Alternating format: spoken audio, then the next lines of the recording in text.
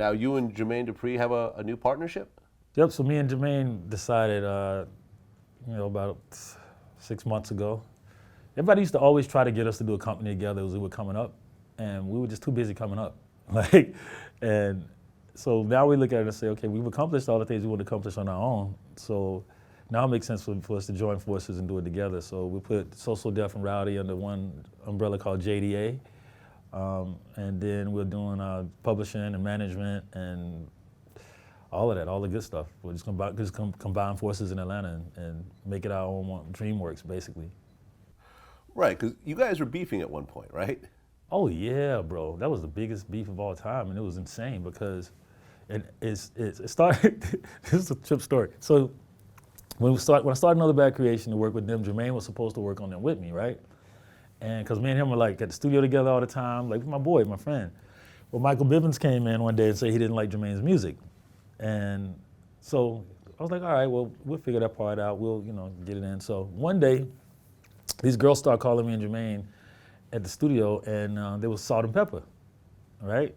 So we talking to them on the phone all day long, every day. Like I'm like falling in love with Spinderella, like those long phone calls you have.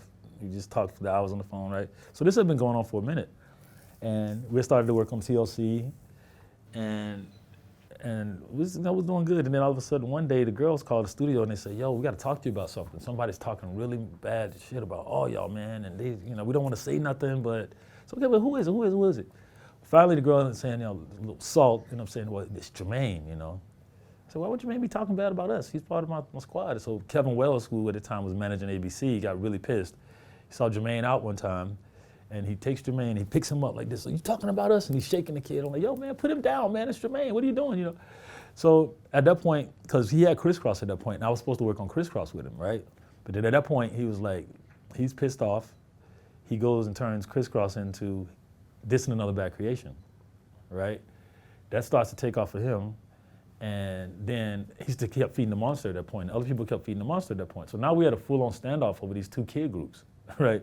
I mean, to the point where we'll go to clubs and people that's with us, we drawing out guns and, so it started to get dangerous. And Wait.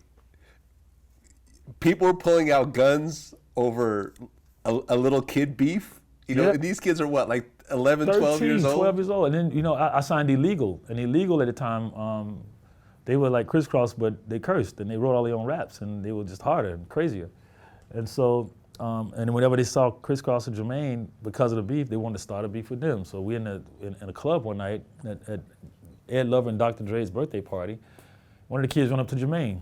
Hey, man, what you say about us on Arsenio Hall? So I'm like, yo, leave that alone because he didn't say anything about you. And so Jermaine goes, yeah, I said it. After he said, yeah, I said it, the kid reached around and punches him. Next thing you know, it's a bar fight going on in this club. The dance floor is fighting. Everybody's fighting. They're throwing chairs. They're hitting people with locks. You see lasers going across the thing. And I'm like, this is a mess and this is dangerous. These kids are going to get hurt, And so I called a meeting with the lawyers and said, yo, somebody got to call the kids and call Jermaine. We got to, because it's not even us. It's the people around us. Even though it's stemming from us, it's the crews that's making it like, we got this, man. Get out of it. Somebody's going to get hurt. So we called a little bit of a truce, and then me and Jermaine, for years, we didn't talk to each other, we didn't like each other because of this whole Salt and Pepper thing, right? So one day, I see Salt and Pepper at a basketball game. And now, this whole time, we've never seen them, by the way. We've only been talking to them on the phone for months. And anytime I did go, we tried to go see them in New Jersey, and then they'll be like, oh yeah, we saw y'all, but we had to leave or something. So I'm like, oh, that's strange, So I see Salt and Pepper for real one day at a basketball game. I go up to him and go, yo, what's up? Hey, how are you? Hey, how are you, Dallas? I'm good. But it wasn't the kind of welcome I was thinking I would get from somebody I'd be talking to on the phone all the time, right? So I was like, yo, so remember when y'all should talk to us on the phone every day at the studio, me and Jermaine? I was like, we never talked to you and Jermaine before at the studio. I said, wait, Spinderella, Salt, Pepper, y'all even, you like Jermaine, I like Spinderella. We talk on the phone for hours at a time, for months. No, Dallas, we never met you guys. We never talked to you guys on the phone. They said, oh, wait, they got y'all too.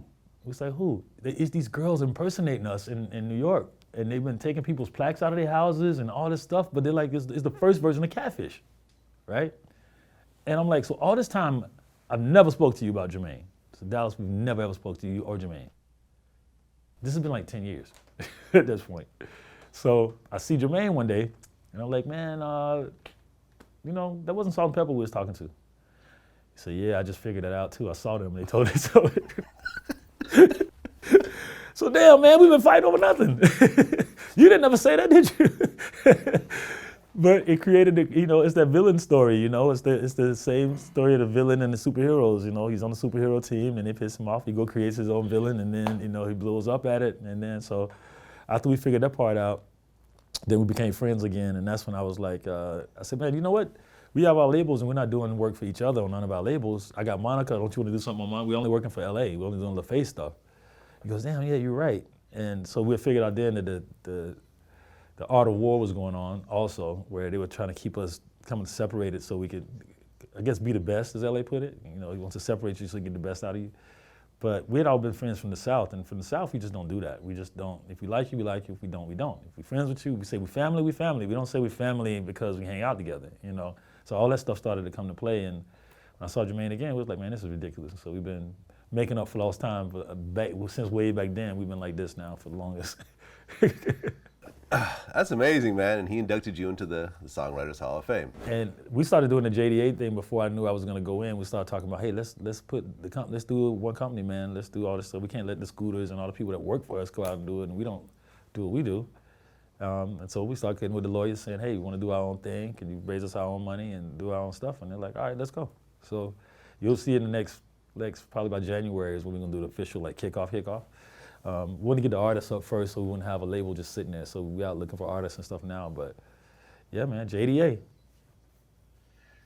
That's what's up, man. Well, listen, Dallas, I really appreciate you telling your story, and it's just a hell of a story. Man, I appreciate you, man. I really appreciate it. This is great. Yeah, man. And I think you've accomplished what I think most human beings strive to, and that is leaving behind a body of work that's going to live on past your lifetime. Yeah, man. You know, and you know, creating generational wealth. You know, because even though you had bad deals in the beginning, you worked that out. Yep. And you know, during the bulk of your career, you actually did generate a lot of wealth. And you have, I think, 3 children. Yeah, well, I have 2 biological children, and then I have 2 adopted. Okay, so 4. You have 4 kids. Yeah. So, you know, you're the first Austin that's going to continue to kind of grow as an entity, and I think that's amazing. And with a body of work in music that people are still going to listen to, I think hundreds, if not thousands of years in the future. Yeah, man, it's amazing. And I'm watching my son Tron just finished his EP. And he brings me, Dad, look, I did my EP, check it out. And I'm like, when did you do this? You know, so he's me and Chili's son. So it's awesome to see them like working and doing their own thing and not having to come to me to say, hey man, can you help me out? Can you help me with this record? It's like, well, I'll help you if you need it, but I'd rather you just do your own thing, you know? So like he's on the next mission now to come out. That's what it is, man. Wish you the best of luck. Can't wait for this new JDA. Hey man, thank you so much, buddy. I appreciate it, man. No doubt, man. Until next time. Till next time. Peace.